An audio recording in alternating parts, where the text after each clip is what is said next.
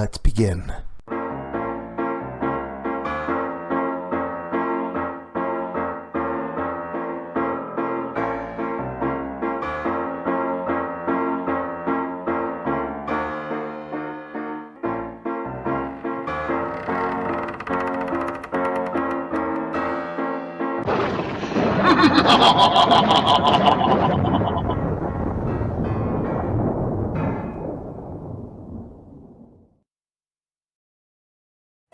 Hey there, my unheroic horror fanatics. Welcome back to Cleaving Thought from Bone with your host, Sociopathic.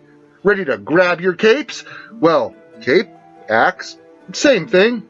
I mean, who cares if you're saving someone if everyone is dead? But don't die off just yet.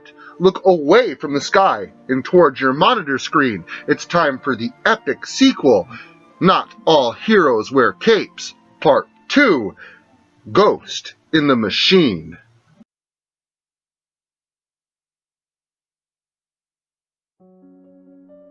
I was a murderer with a mutated hand.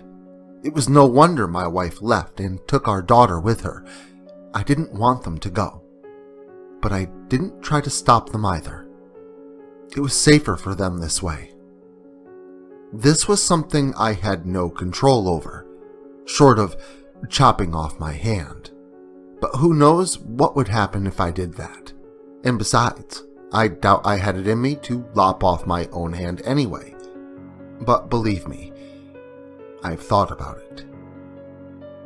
My family wasn't safe with me, and my love knew it. Not to mention the fact that she was a bit afraid of what I'd become, of what I've done. She couldn't be with me anymore, and I knew that. But she also promised me that she would never tell anyone. I don't know if it was out of love for me, or respect for what we had, or just because she didn't want our daughter to know that her daddy was a bad guy. I did my best not to think about my own problems, and instead, I sought out someone to take my frustrations out on. I was damning myself to hell, and I knew it. But I kept going, telling myself I was cleaning up the garbage of the world, and garbage is what I found. I was out at night, prowling like a hunter, when I caught eye of my prey. A man following a woman into an alley. My suspicions were made real when I heard a scream from the darkness between the buildings. I quickly removed my glove and pulled my bandana that I had hidden around my neck, tucked beneath my shirt. The blood from my previous battles had stained the pattern of a bloody cross upon the white backdrop of my bandana. I could hear echoing whimpers and pleas as I rounded the corner and ran full force at a man holding a knife in one hand while unzipping his fly with the other. As the woman laid curled up and panicking on the wet ground, I reached out and grabbed the man about his neck and pushed him away from her. Very much like the first man I had ever killed, this one began stabbing himself repeatedly. But this guy wasn't as precise as the first guy. He didn't stab himself in the same place, but was instead completely indiscriminate of where his cuts landed. His neck, his chest, his face, all fell victim to his own hand before the man dropped to the ground, dead. The woman was long gone. She saw her opening and didn't want to stick around to find out what happened. I was left to continue my hunt for the next piece of filth to cross my path. And that was when I came across the second person that was like me. Well, at least part of him. Everything shook with the sound of an explosion from very close by. I looked up to see smoke from a couple blocks away moving into the sky. I ran as fast as I could toward danger. Maybe someone needed help, or maybe someone needed to be taken care of. Smoke was rolling out of another bank. I had a feeling that this town was about to see a lot more of this. I was sure that if there was anyone inside, there was no chance of them getting out, or me getting in to get them out. And it was at this time that I saw it. It was human-like. It had an upper torso that appeared like a man. It had human flesh, and it bled like a human. But that's where its man-like qualities ended. This thing's face appeared to hang off the mechanical skull beneath, like a grotesque, screaming corpse with a machine molded inside of it. The thing's head was tilted to the side, while the mechanical arm had pierced through where the thing's fleshy neck met its shoulder. This arm that moved as the thing walked with a sway held a gun within its robotic fingers. The thing's malnourished-looking stomach hung over 4 robotic, spider-like legs that protruded from some kind of base that was covered in tubes filled with gore and other glowing liquids. These tubes crisscrossed through the creature's body and appeared to somehow power the horrid thing. This monster clanked forward out of the raging fire, completely untouched by the flames that roared around it. The thing swayed as it walked, lugging what appeared to be some kind of sack behind it, a thick, fleshy bag, like a slug's long body, trailed behind the thing, making a disgusting, sloshing, slithering sound as it moved across the ground. Without even thinking, I ran up to the thing and gave it a good punch, expecting my powers to make short work of the creature. It was at least partly human after all. The thing backhanded me with its one mechanical arm, while its 2 human arms hung lifelessly at its side. I flew across the street like a fucking ragdoll and landed hard on the pavement. I was lucky it was just a backhand and not a gunshot. I wasn't bulletproof after all. I quickly realized this thing wasn't alive, at least not in the sense that most would define alive. This beast was more machine than man, and my abilities seemed to be useless against it. I would have to find another way to stop this thing. I climbed to my feet and brushed off the dirt. I could still feel the ache of where the metal hand had struck my torso, and I could feel every muscle and bone in my body sore from the impact upon the road. The mechanical monster just attempted to drag itself away, paying me no mind at all as I approached it. I grabbed a piece of metal shrapnel from the explosion and swung full force at the beast's slug-like sack. The thing let out a mechanical screech as the sharp end of my makeshift axe-like weapon dug into the flesh sack. A stream of blood began to pour out of the fleshy bag as I gashed it open with my weapon. The flesh tore and gave way to thousands of dollars in unmarked bills that poured out onto the street like a flood of cash. It was then that the monster turned and fired its gun at me. Luckily for me, the thing wasn't the best at aiming, and the bullet just grazed my jacket. But it was enough to make me nearly shit myself before darting away from the beast and around the corner of a nearby building.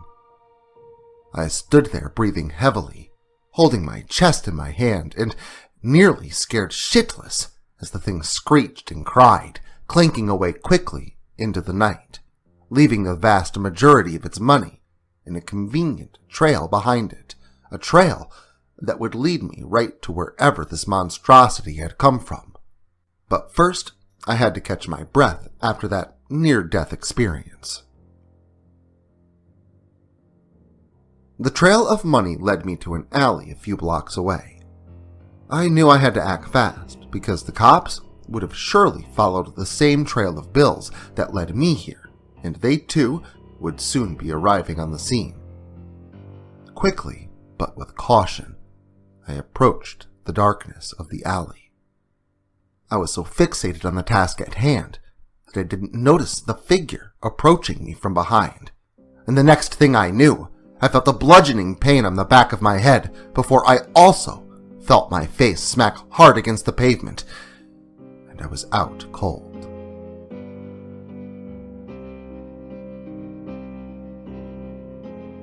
When I came to, I found myself restrained in some kind of mechanical contraption. 6 large, metallic, spider-like claws gripped tightly around my midsection and held me firmly in place. My back was against something warm. It was not the cold metal of my restraints, but instead what my restraints were a part of. Another biomechanical beast had me in its grasp. The sweaty flesh of the thing's back pressed against my own body, only a t-shirt between our flesh. The thing had a human-esque body beneath the gripping claws upon its back, a body that walked on all 4s beneath me, its hind legs bent backward at the knee like a dog. Bits of metal parts peeked out between tears in the creature's flesh, from what little I could see from upon the monster's back.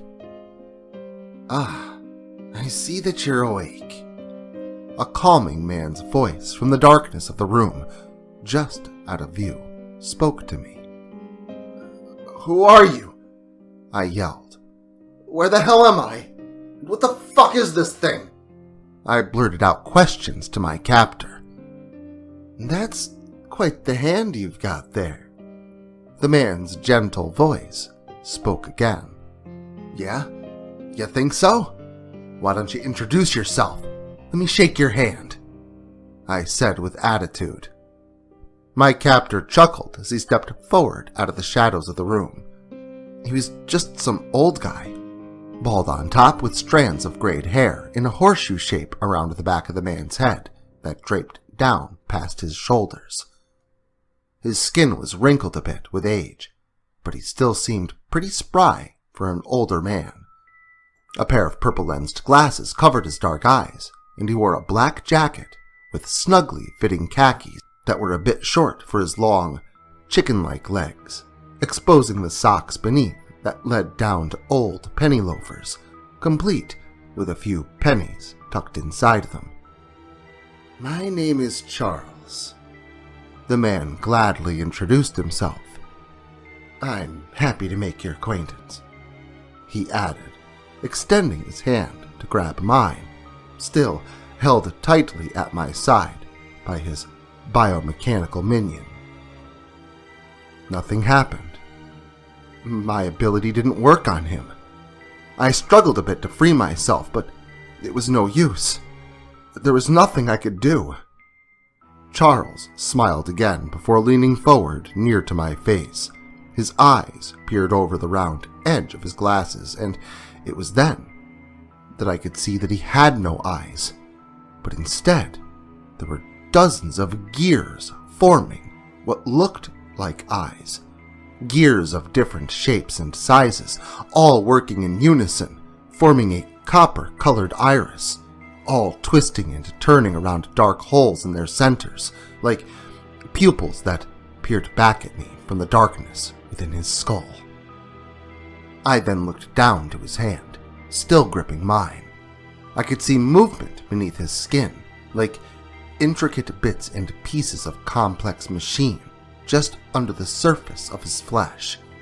It looked unnatural and caused my own skin to crawl as if tiny creatures were scurrying beneath. "Now that pleasantries are aside," Charles said, before his tone changed to speak once more, "I am a machine, sent to do a job. If you interfere once more, you will be disposed of." His tone was stern and threatening, and I was in no position to do anything about it. He then released my hand and extended it out to the side, where I watched his flesh crawl and bubble out, a portion of it growing in size before the bubbling flesh peeled away from his body and fell to the ground with a disgusting plop. I saw the mass of flesh grow larger, gears twisting and turning within it before it sprouted 6 small, spider-like legs that allowed it to scurry and flop about. These arms were then replaced with larger ones as the body self-replicated and grew into a new organism. A human-like creature with insectoid legs, forming into the shape of a praying mantis. His human arms curling inward with sharp blades on their sides, and his robotic, insect-like head beneath the human face flesh. The thing then scurried out the door to do its job. "Let me do my job," Charles spoke once more before he brought his palm toward my face, where it then bent unnaturally backward, causing the skin to tear with a small trail of blood to reveal a mechanical structure beneath. But as the skin gave way, a small arm sprung out and unfolded from his wrist to extend a tiny barrel that shot out a sickening smelling gas. And if the gas hadn't done its job of instantly knocking me out, I probably would have vomited from the smell.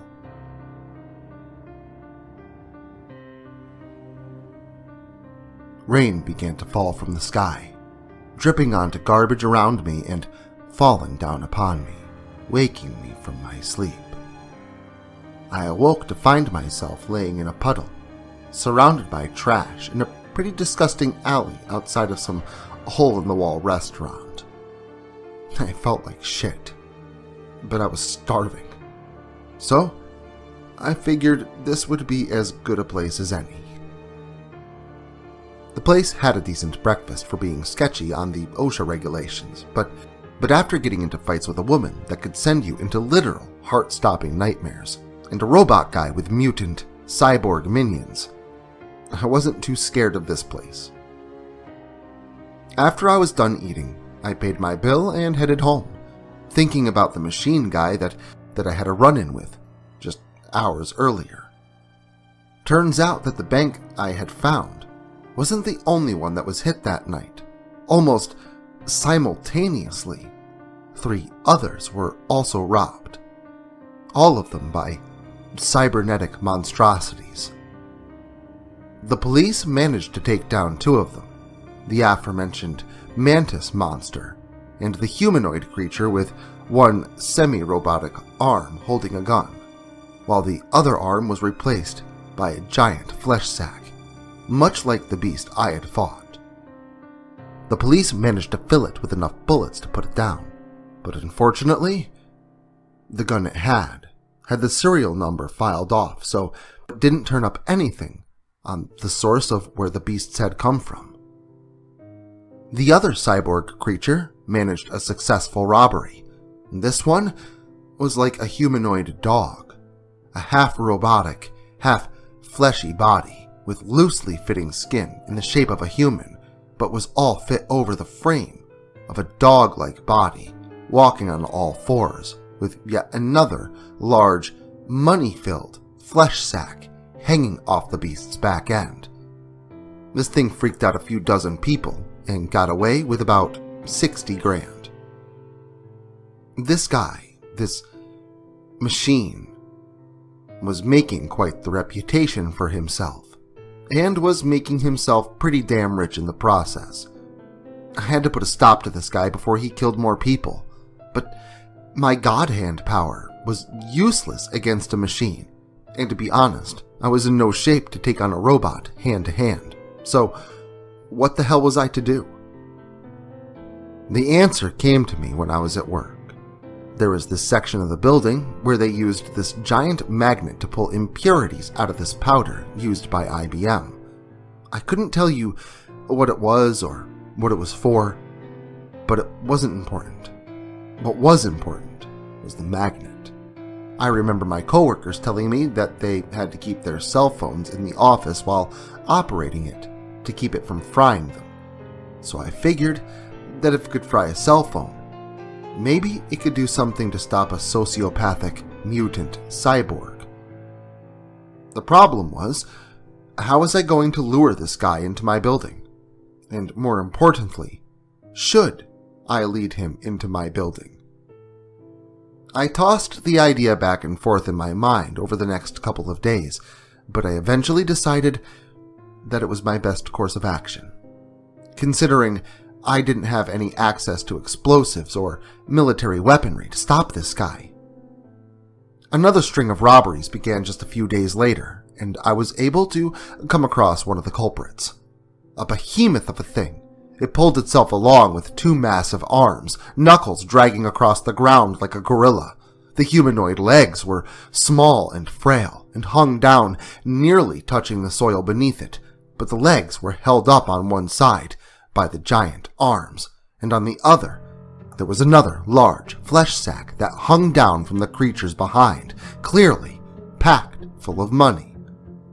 The thing had no head, but instead, where the thing's face should have been, was a mass of wires and tubes filled with blood and other liquids. I came prepared this time. I reached into my pocket to retrieve my knife and flipped it open. I had brought a knife to a genetically mutated cyborg fight. While the beast was dragging itself along, I lunged at it and tore open the creature's money sack, spilling out thousands of dollars in bloody cash. The thing let out a mechanical screech, followed by a streaming, hissing sound, before it galloped off on its giant-like arms.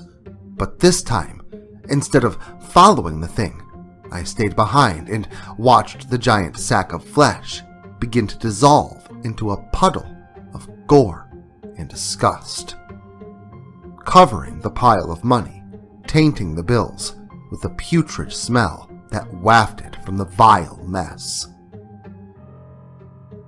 I was far enough from the bank that was robbed, and I was alone in the alley. There was no way the cops were going to come by here unless I tipped them off that the money was here. No, I was waiting for the machine man to come to me. He would surely come after me to try and remove the wrench that I had thrown into his gears. Then I heard the sound of footsteps approaching. I stood there, waiting, not knowing what was to come, but fully expecting anything to come my way. I have a job I have to do. Why do you have to make it so difficult for me to do my job? A familiar voice asked me from the shadowy figure before me. Your mechanical monsters are killing people. You aren't just stealing from them, you're murdering them too. If that's part of your job, then yeah, I'm gonna stop you from doing your job, I said firmly. I then watched as the black hole-like pupils behind the old shades turned to a glowing orangish color, as if a fire had welled up from within him and was raging in his robotic skull behind his eyes. Then he gave chase. The man began sprinting toward me quite quickly for an old guy, and I put my plan into action. Hopefully, I would be able to make it to my place of work before Charles caught up to me. I feared I wouldn't make it because of how fast he was, and I feared it even more in the last stretch of the run when his legs ripped through his pants, with mechanical arms folding out from his calves, bending forward from the knee as their ends morphed into wheels to continue the chase. The machine was right on my tail as I made it through the door of my building, causing him to comically skid past the door as he put on his brakes. I had little time to waste, though, as the machine burst through the glass door, shattering around him as he passed through. The man then hunched over on all fours with his arms and legs bending backwards at their joints to form into a dog-like shape, and then proceeded to chase me through the hallways of my workplace. I ran past the glass line conveyor belts and the stacks of cardboard boxes on the shelves. The machine chased me into the break room, where third shift was on their break. I heard a few screams of terror as we passed through. I nearly stumbled by the time clock where we would punch in for work, but I was just a few yards away from the entrance to the powder blend room, where the giant magnet could be found. The man let out an angry, mechanical yell as we crossed the threshold of the room, and then I was climbing the stairs, beside the machine that was my goal. Then I felt the cold, mechanical grasp of the man's long, metallic fingers about my ankle, which followed with me being pulled violently backward. I kicked and struggled at the man's grasp, finally managing to free myself, where I was able to scramble through the powder sorting machine beneath me and the giant magnet just a few inches above. Just as I planned, Charles followed me through, crawling through the tight-fitting space after me, and as I fell out the other side of the machine, I threw on the switch on my way down, turning on the machine and activating the massive magnet above the machine man. The man's long, metal fingers poked through his bleeding flesh and began to curl into the metal of the machine beneath it with incredible force, causing a wretched screeching sound as they dug in. At first, I feared that nothing was happening. Then, suddenly, the man's back began to jerk unnaturally as he struggled against the pull of the magnet before he was completely pulled roughly upward into its forceful grasp. I watched Charles as he struggled against the pull of the magnet's force, causing his body to twitch and spasm irregularly. "Please stop," the robotic voice stuttered out, unable to speak properly any longer. "I need pay him," the voice spasmed out from his lips. "What are you talking about?" I yelled at him.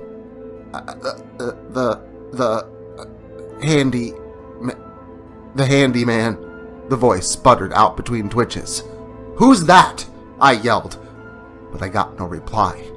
Instead, I watched as the man's head began to twitch as if he were stuck in a looping, repeating pattern, twitching to the side and then resetting to jerk to the side again. Then, I heard a clicking as if his gears were stuck and grinding within his skin, turning and wearing down, breaking and snapping off of their rhythm. I quickly slammed the emergency shutoff of the machine, and the man's body dropped with a loud clang down to the device beneath him. I needed to get more answers out of him, so I climbed the stairs and pulled him out of the equipment. But as I dug him out, I watched as little gears began to fall out of his eyes. Then I watched more of them slip away and fall out of his flesh, leaving just his shell behind. Charles was no longer a machine. He was just a dead old man. And I was left kneeling there with a corpse in my arms as I heard sirens approaching. I looked up to see the workers standing there, scared shitless at what they had just witnessed, and I realized how horrible this would look if the police found me like this. So, I took off. Luckily, I knew the lay of the land and I was able to slip down by the river while the police were pulling into the parking lot. Later that night, I was all over the news. But not as the guy that saved the city from biomechanical monsters. Instead, I was the guy that murdered Charles Flynn, beloved local grocery store owner and father to a woman about my age. She vowed to bring the God's hand to justice. She vowed to stop me, like I was the bad guy. In her eyes, I was. Hell, maybe even I thought I was. I remembered back to Charles's final moments and replayed them in my mind. What he said. The handyman. Who was he, and why did Charles have to pay him? It sounded like he was being forced to do it. I didn't know. All I knew was that he was another murderer, and he had to be stopped. But now, I was painted as the murderer, and I had to be stopped. Ghost in the machine or machine in the ghost? I'll let you decide that one. As for me, I guess if you count the dead bad guys, I'm likely half a hero after all. Who knew? Well, I certainly hope you know to return here next weekend for some more gore galore. And until then, remember to like, share, subscribe, and turn on notifications so I can catch you all again next Saturday.